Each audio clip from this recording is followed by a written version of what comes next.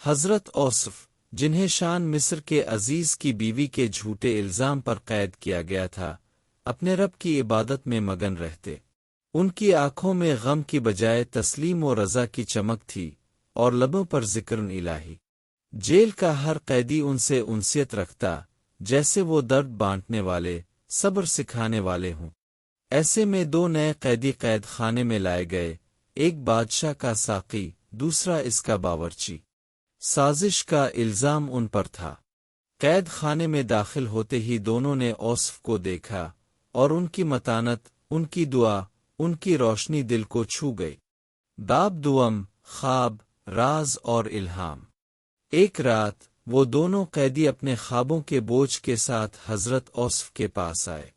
ان کے چہروں پر حیرت تھی، آنکھوں میں سوال۔ ساقی نے کہا، اے یوسف، میں نے خواب میں دیکھا کہ میں بادشاہ کے لیے انگور نچو رہا ہوں، جیسے پہلے کرتا تھا۔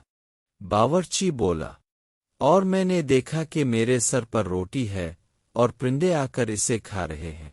اوصف نے ان کی بات سنی، اور ان سے پہلے کہا، اے میرے جیل کے ساتھیو، کیا تم نے ان خداؤں کو دیکھا ہے جنہیں تم پوجتے ہو؟ اللہ ایک ہے جو سب پر غالب ہے۔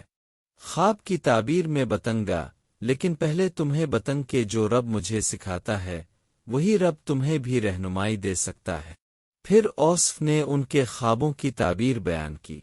اے ساقی، تم بادشاہ کے دربار میں پھر سے اپنی پرانی خدمت پر بحال کیے جاؤ گے، اور تم اے باورچی، تمہیں سولی پر لٹکایا جائے گا، اور پرندے تمہارا گوشت نوچیں گے۔ خاموشی چھا گئی۔ ایک کو امید ملی، دوسرے کو فنا کی خبر۔ اوصف نے ساقی سے کہا، جب تم بادشاہ کے پاس جاؤ تو میرے بارے میں اسے بتانا کہ میں بے گناہ قید میں ہوں۔ باب سوم، بھول جانے والی دنیا۔ ساقی جیل سے نکلا، چند دن صدمے میں رہا، پھر جب اس نے دوبارہ محل کی روشنی دیکھی، شاہی جام ہاتھ میں آیا، تو وہ دنیا کی رنگینی میں ایسا کھویا کہ اوصف کا ذکر بھی یاد نہ رہا۔ اور ادھر اوصف قید خانے کی نمی میں دعا اور صبر سے رب کو راضی کرتے رہے۔ سال بیت گئے، باہر سلطنت بدلتی رہی، لوگ آتے گئے، مگر قید خانے میں وقت ٹھہر گیا۔ اوصف انتظار کرتے رہے، انسان کی زبان سے نہیں، رب کے فیصلے کے ظہور کا۔ پھر ایک دن مصر کے بادشاہ نے ایک عجیب خواب دیکھا۔ 7 دبلی گائے 7 موٹی گایوں کو کھا رہی ہیں، 7 سوکھی بالیاں 7 ہری بالیوں کو نگل رہی ہیں۔ بادشاہ جاگا، پریشان، کسی عالم سے تعبیر نہ ملی، درباری چپ۔ تب ساقی کو یاد آیا، جیل، خواب اور وہ روشن چہرہ۔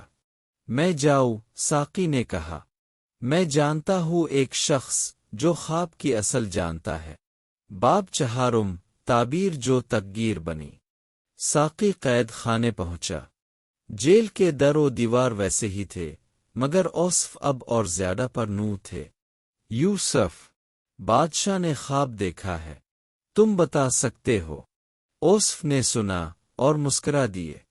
خواب سچ تھا، تعبیر واضح۔ 7 سال بڑی خوشحالی آئے گی، اس کے بعد 7 سال سخت قحط۔